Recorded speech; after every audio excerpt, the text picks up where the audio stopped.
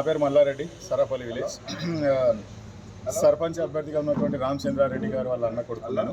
So ఈరోజు యాక్చువల్గా బరిలో నలుగురు ఉండే.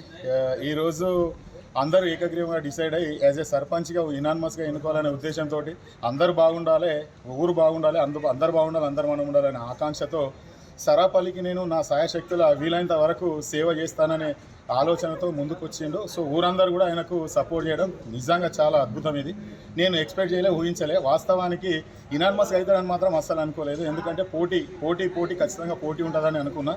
సో అందరూ ఖచ్చితంగా ఇనానిమస్ చేయాలనే ఉద్దేశంతో గ్రామాన్ని అభివృద్ధి చేస్తారన్న ఆలోచనతో అందరూ ఏకమై ఈరోజు ఇనానిమస్గా ఆయనను అది చేయడం రామచంద్రారెడ్డి గారికి నాకు చాలా ఆనందం కలుగుతుంది.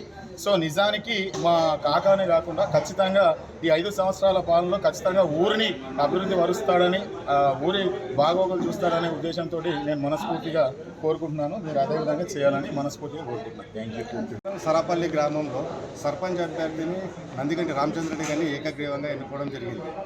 బరిలో ఇంతకుముందు 3 ఉన్నా కూడా వాళ్ళు అందరూ కలిసి వాళ్ళ సహకారంతో అందరూ నిలబడ్డ అభ్యర్థులే వాళ్ళ ఇష్టం మేరకు, గ్రామ పెద్దల కోరిక మేరకు తనను ఏకగ్రీవం చేయాలని నిర్ణయించి వాళ్ళ సపోర్ట్తో అందరూ కలిసి ఏకగ్రీవం చేయడం అనేది మా గ్రామంలో ఇది ఒక అద్భుతమైన విషయం. తను కూడా తన సాయశక్తుల తన గ్రామ ప్రజలందరికీ మంచి చేయాలని, రాబోయే 5 సంవత్సరాల్లో అందరికీ న్యాయం చేస్తాడని ఆశిస్తూ కృతజ్ఞతలు సర్పంచ్ గారు. చోట్కూరు మండల్ సరాపల్లి గ్రామ ప్రజలకు, నాతోటి మిత్రులకు, నాతోటి అక్కచెల్లెళ్లకు, గ్రామ ప్రజలకు, నా పెద్దలకు, గ్రామ పెద్దలకు నా హృదయపూర్వక నమస్కారాలు. నన్ను ఏకగ్రీవంగా ఎన్నుకున్నందుకు గ్రామ ప్రజలకు ధన్యవాదాలు. నా సాయశక్తుల మా గ్రామానికి కావాల్సిన సేవ చేయడానికి నేను సిద్ధంగా ఉన్నాను. చరిత్ర సృష్టించినోడు ఇప్పుడు ఆ చరిత్రని తిరగరాయబోతున్నాడు.